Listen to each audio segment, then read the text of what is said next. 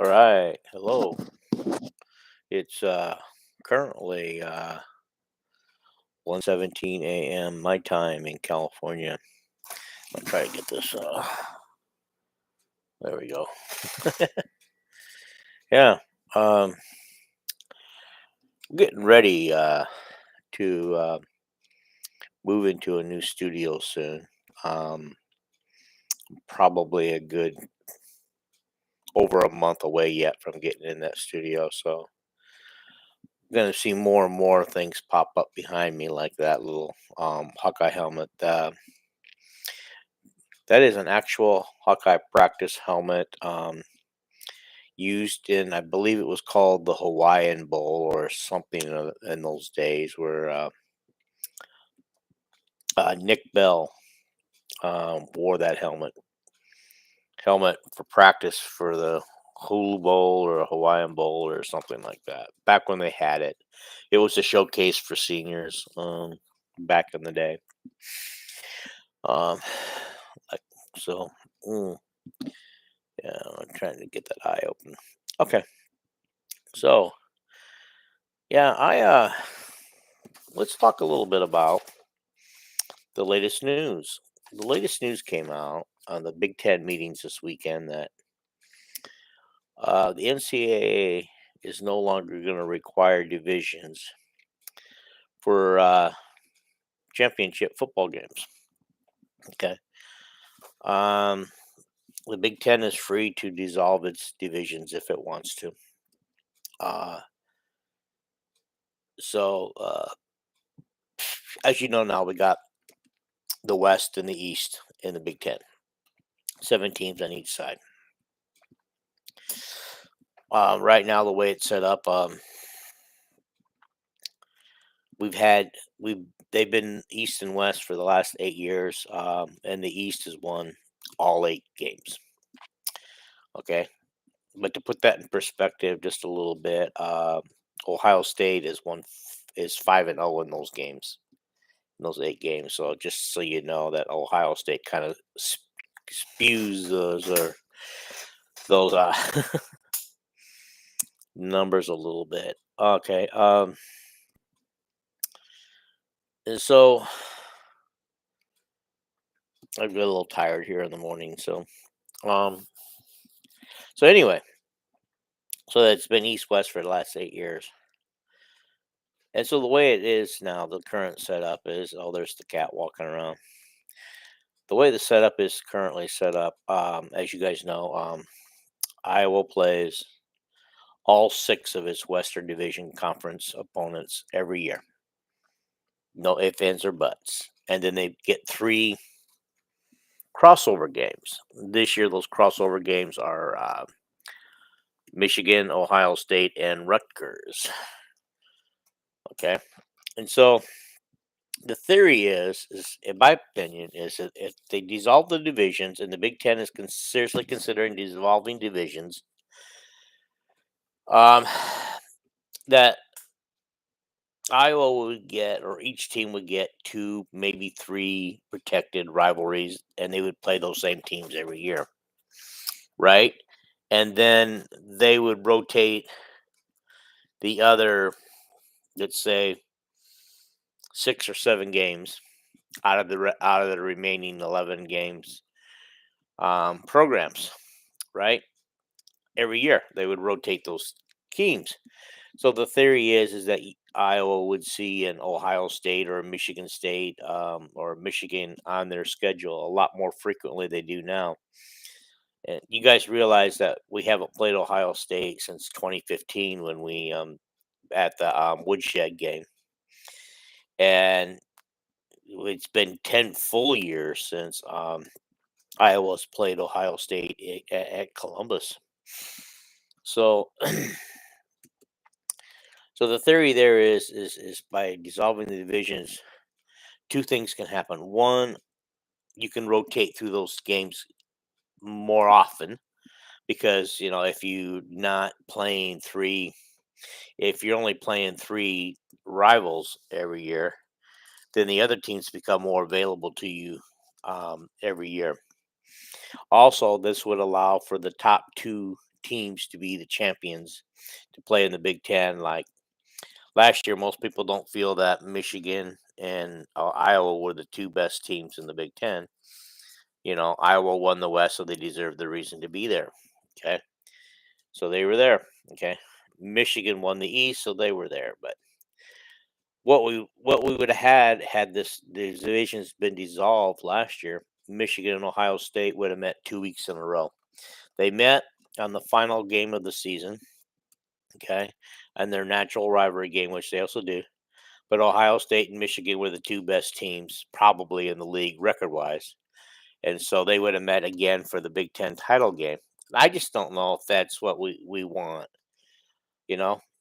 Um, it's sure going to make it harder for Iowa to get to the Big Ten title game every year if they have to be top two in the league and can't just win the West. Um, so I know it's a lot easier to win the West than it is to win top two. Now in 2015, Iowa would have gone into the Big Ten title game as the number one team overall in the Big Ten, and Michigan State would have been number two. So they got that one right that year. Michigan State and Iowa were the two best teams in the league that year. So that one they got right that year. The true West winner was the overall best team in the league, and Michigan State was considered the second best overall team in the league. As Iowa was sitting in the playoff driver's seat, they just had to win. Well, when they lost that game in the Big Ten title game, Michigan State took the playoff space, so Iowa was actually the number one team that year in the Big Ten. So, um, but I can't think of another time where Iowa would have finished. Well, no, that's not true. That's not true. Um, there was a lot of Hayden Fry years and probably some of Kirk Ferentz's early years before divisions were even made. Before Nebraska came in, before Rutgers came in, Maryland came in, Iowa did finish in the top one or two several times in the Big Ten. So I guess that's not true that it's going to be tougher for Iowa to get to the top. Um, I don't know. We're going to see because the Big Ten is going to decide whether to leave things as they are, change up the divisions, because, I mean, teams like Penn State are screaming hard to change up the division and balance them more. I'm sure Penn State would like to get to a playoff because they haven't been to the playoffs, but they've been near the top or at the top of the league several times, but yet didn't make it to a playoff. So they probably want to come over and jump into the West, you know, and that way they don't have to have Michigan and Ohio State on their schedule every year like they do now. Um, so I don't know, but yeah, but Penn State's one of the proponents of getting rid of the divisions or realigning them and balancing them out, which would probably look more like it did um, when they were the legends and the leaders.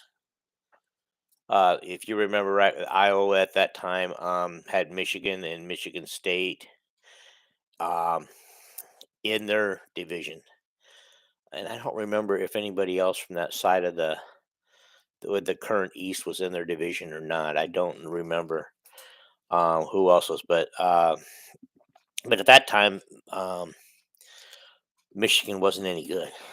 They weren't any good. Iowa was consistently beating Michigan, but so was everybody else. However, Iowa didn't wasn't the winner on a consistent basis. I don't think they ever won the Legends division. When I think about it, when they were the Legends, Michigan State had Wisconsin. No, Wisconsin was in the East, or which was probably the current East. Wisconsin was in our current the other division. So I'm trying to remember who else could have won um, the Legends or the leaders. I don't know which one Iowa was. I forget. But in their division at that time, I know Michigan State won it a couple times. So back when Michigan State was really good. And so that's what they want to do is they want to get the top two teams, the top real two teams, and they want to get to the play. It's all about the stupid playoffs, okay? They want to get the top two teams to the playoffs because right now Big Ten has trouble getting more than one team in the playoffs, where the SEC sometimes gets two, and other times have had three teams in the playoffs. And so, they also play divisions also as well. So they play in divisions as well. Um, Theory is right now Pac-10 has, from what I've been told and what I've read, has no longer having their divisions. They've dissolved their divisions. My understanding, the ACC has all but dissolved their divisions. So that kind of leaves and the Big 12 doesn't have divisions, so that just leaves the Big 10 and the SEC. SEC is not going to dissolve their divisions. They added two more freaking teams to their league. We're going to have 16 teams in that league, I think, right? And so they're not going to dissolve divisions there. Um, and so, what do you guys think? Do you think the Big Ten should dissolve the divisions? Do you think they should just keep the divisions but realign them to what they consider more equal, balanced, balanced teams? And also, if they do decide to go to two or three protected rivalries, who do you guys think we should have for our protected rivalries? I, for one, automatically think it needs to be Minnesota, Wisconsin, and Nebraska. And if you only go with two, if Iowa has to choose two, you know, do they do Nebraska and Wisconsin, or I mean Minnesota and Wisconsin, or Nebraska and Minnesota, or Nebraska, Wisconsin? Which would they choose? Okay.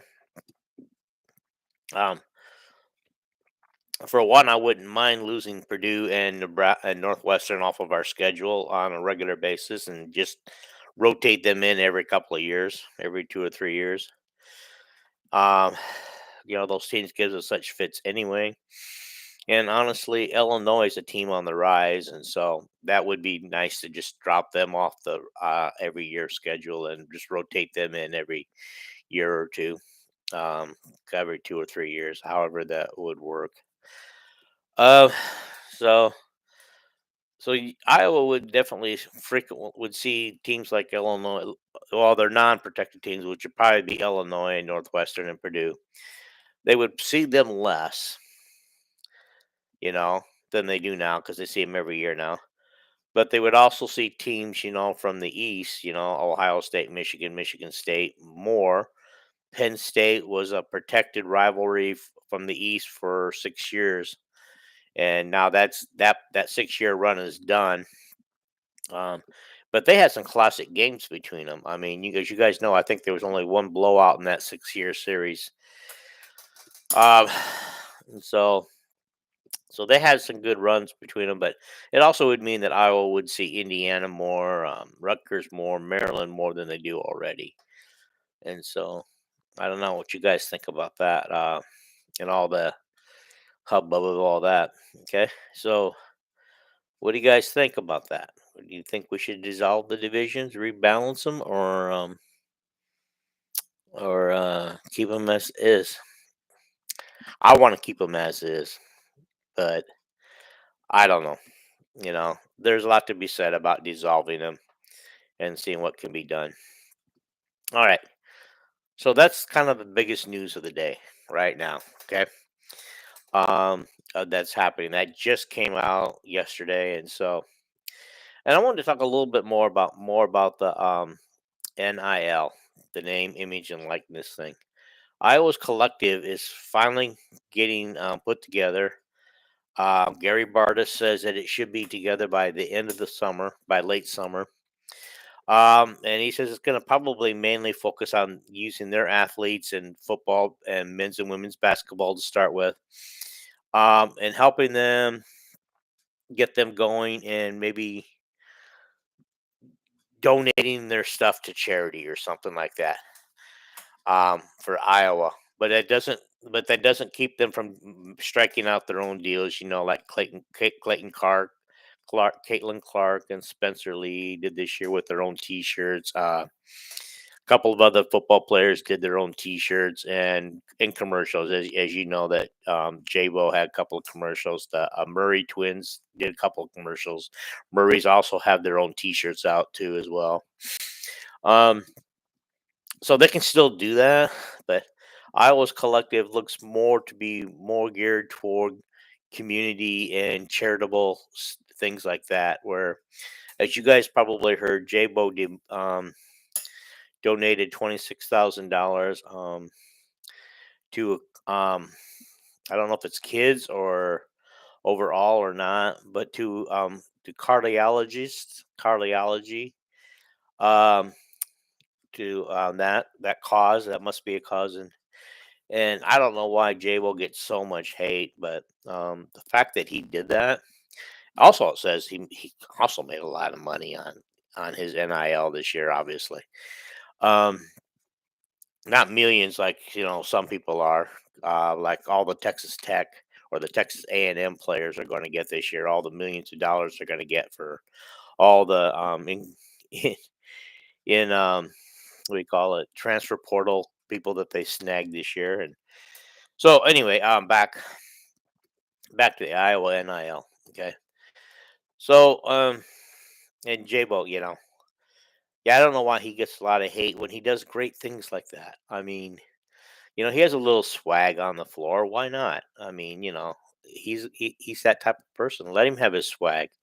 But he loves the University of Iowa, and he's giving back by way of donating $26,000 of money he could have kept in his bank account and used for himself. You know, no, he's donating it. He's got more money obviously to donate than I do. So let him donate it. Let him give back. That's what he's doing. Okay. So that's kind of like you're probably going to see a lot more of that with the way Iowa current NIL will be set up. Okay. Also, in an interview this week, Fran McCaffrey admitted that the going to the getting the big guys off of the transfer portal, he lost these guys because of Iowa's lack of NIL currently right now, and that these guys sought better deals and got better deals from the schools they went. I believe if you one went to West Virginia, and they're also ones spending millions of dollars to get players in. Um, as Mississippi State, or is it Mississippi? Got one of the ones, and then I believe they lost another one, and so Fran basically struck out on the portal this year.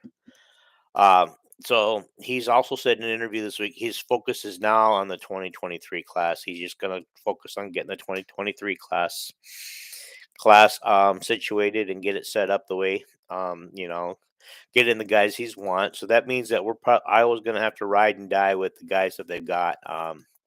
Josh Ogilvie, um, Riley McColby, and Philip Rabacha. They're going to ride and die with those guys this year. Uh, and hopefully Chris Murray, if he decides to come back. I still think he's coming back, guys. I really do. But, we'll find out in another week or two. He's gonna take it all the way up to June 1st, and honestly, unless he gets like a first round offer, like a team says we like you this enough that we're gonna take you in the first round,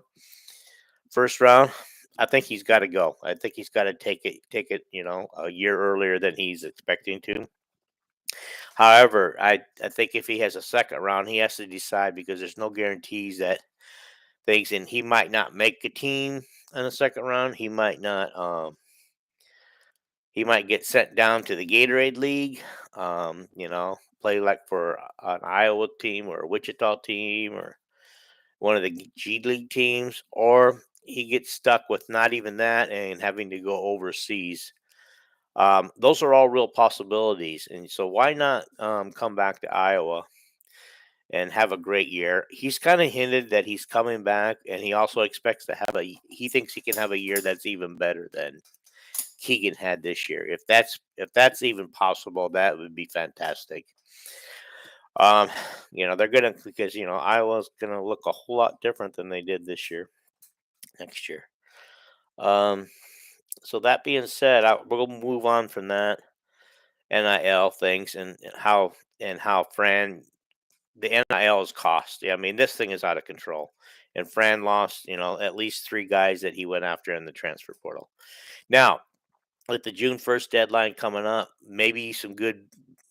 tr- maybe some good players will get back in the transfer portal that are currently in the NBA draft, and maybe there's somebody there they can go after June 1st and bring into the fold that would be worth the effort. Somebody else who decided to come back from the draft, but more than likely they might go back to their own team too because they can. There's no guarantees that they go to back to their old team. Josh Ogilvy did it, so it can happen. I was going to talk about wrestling, but I'm going to save that for the next show. So I just wanted to, just kind of tie things up right now. Tie up some loose ends. This is another one of those short shows, and I think you guys probably appreciate more of the short shows than anything else. Um, Iowa baseball's ranked third, going in not as in third place, tied for third going into the weekend. Okay, they currently have 30 wins. But they play somebody else this week, so I don't know if they lost that game or if they won. I don't remember. But in the Big Ten, they got to play Indiana 3 games this weekend, the last 3 games, and so they're sitting right now the top 8 teams go to the Big Ten tournament, so they're going to the tournament no matter what. Okay, if they can win 2 out of 3 or win all 3 games against Indiana, they have a legitimate shot of going to the NCAA playoffs, World Series, or however you want to put it, Super Regionals or whatever they call them. Okay. Right now they're seeded third in the Indianapolis region or something like that.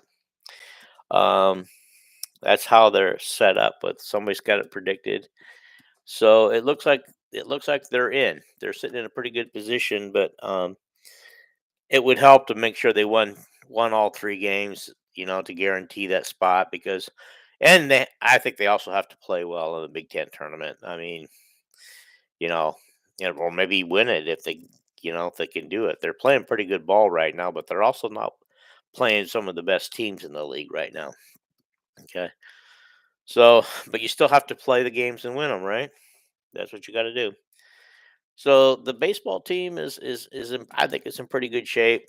Um, for the NCAA tournament. And so that being said, I think they're fine there. They just got to win 2 out of 3 or all 3 games and maybe make a little bit of noise in the Big Ten tournament. Okay, and finally, as everybody knows, the men's track team won the Big Ten title the 2 previous years, or was that the national title? Anyway, maybe it was the national title the 2 previous years. They finished this year as the runner-up, so they've gone 1-1-2 the last 3 years. I would say that the men's track team is on fire, guys, on fire. I don't really follow track that closely. I don't really understand all the running and all the nuances to it. My daughter did do track back in the day, but she always ran the first race of she was they're one of their long distance runners, so they'd always run the first race and the last race. And so I would get there in time for the first race, go home, and come back for the last race because I always kind of knew about what time the races would start. Her races would start, and I would come back and watch the races after that. Um, so that's all I really have. I promised you I was going to do a week to week, game by game analysis of each of Iowa's opponents for the football season. And today I was supposed to do South Dakota State. I'm going to wait till a little later in the summer when more information's out there. I did my research on South Dakota State, and I wasn't getting a whole lot. I was getting more about what took place and about their draft choice, about the people they lost to the draft, the person they lost to the draft. Um, and so I just didn't feel like I had enough information to go later this summer. There'll be more information out as they get closer. And so instead of doing one a week trying to get to the season, we'll probably do three or two or three or four um, in-depth analysis of each team going in to the games. And then, for about a couple of weeks, 2 to 3 weeks, we'll do that. Probably it start at the 1st of August and just take us through the end of August of all 12 opponents. So maybe three a week or something. And then on game week, we'll go back and we'll redo our in-depth analysis. And the one thing we'll know more about is each time a team plays a game, we'll know a little more about the team we're playing the next week. And so I think that would be fun to go back and see if our analysis was correct in the preseason and what the team actually looks like in the fall when they play a few games. So once they get some games under their belt, we'll know more about it. The one thing I can say is I don't think Iowa State will be as good as they were last year. But then again, maybe they'll be better. Um, because that was a team that was supposed to be their best team that they fielded ever. And I think they went 7-5 in the regular season, I think. Um, so they didn't fare as well as they thought. Now people said that the loss to Iowa, killed their spirit, and that's what people were saying, that if you could see in the locker room, it really killed their spirit for the rest of the season. Because they really put a lot of eggs into their basket for that game. So I don't know, but Iowa State has lost to the pro to the NFL. They've lost their starting quarterback, their starting running back, their top tight end. But they look like they're gonna start to reload a little bit. I like I said, on paper they don't look as good as they were supposed to be a year ago. But then again, with a new quarterback, maybe they'll be better. Those things happen. Um, so we'll say about that. Nebraska is supposed to be better than they were last year. Guys, they lost 7 games last year, but they also lost all 7 games um, by less than a score. Um, they could have easily, in a lot of those games, they were leading late, and lost those games. They couldn't figure out how to win. And, honestly, I think a lot of Nebraska's problems the last few years is not only their coach, but also the quarterbacks that they've been choosing. I think they've been asking the quarterbacks to do things that they're not comfortable doing. Um, they've got a couple of transfers coming in that look to be pretty good quarterbacks. As we know, 2 years ago, a quarterback can make a big difference if you get a decent quarterback and can turn a team around. It turned Northwestern around, and they won the West title 2 years ago with the quarterback the transfer quarterback they got out of Indiana. And so I look for Nebraska to be better this year, at least their record. I think the quarterback, if I remember right, is out of Texas A&M or Texas Tech. So he's going to really be he's going to be good. I think he's going to be better than the previous quarterbacks that they've had and the issues that they've had. So, um, moving on from that, I don't look for Michigan to be as good. They're going to be good guys. They're going to still be good. They're going to still be a force in the East. But I don't think they're going to win the East. They could finish anywhere from first to third is where I'm looking at right now for the East, and I think they're beatable, especially if they come to Kenneck. I think Iowa's offense just it needs to be better than it was. Special teams and defense created opportunities for Iowa to win those games where they couldn't create those opportunities in the losses to Kentucky and Michigan at the end of the year. They couldn't create those opportunities, and that's why Iowa didn't win those games. The same goes with the Purdue loss and the who else did they lose? Oh, Wisconsin losses. They again our special teams and defense didn't stand up and create the opportunities for Iowa. to win. So, but Iowa's quarterback play has got to be better for them to win, and not depend so much on the defense and special teams. Um, the place kicking won't be as good as it's been. Uh, from what I hear, we don't have anybody in camp capable of being a good place kicker like they were last year and the year before. Actually, Iowa's been pretty well spoiled with field goal kickers for a while, and so that's going to make a huge difference. So Iowa, if they create a turnover or whatever, they can't always depend on their field goal team. They're going to have to come up with big play after big play this year to keep the ball moving and that. So, but anyway, I just kind of gave you a quick synopsis of some of the things that I saw. There was a best case scenario and a worst case scenario for Iowa football this year. Best case scenario was 10-2 with the losses coming to Michigan and Ohio State, which that's kind of where I'm at right now. I've got us losing to Ohio State and to either Michigan or Purdue. Um, you know, I would say right now Iowa probably could beat Michigan and probably would lose to Purdue because for whatever reason Purdue has Iowa's number this right now. Okay, so I would say that that's Iowa's best case scenario is 10-2. I also agree with that, but they also said their worst case scenario is 5-7, and that could easily happen with the improvement of Illinois, the improvement of Nebraska, Minnesota. They've been right there, and they've got a 6-year quarterback, and a quarterback who seems like he's been there forever. It's just like which version of quarterback did they get? Did they get the one that was there in the 2019 year when everything was looking super sweet for them and Iowa spoiled their undefeated season? Um, or do they get the 2020 version or the 2021 version? Um, we don't know what the quarterback's going to do there.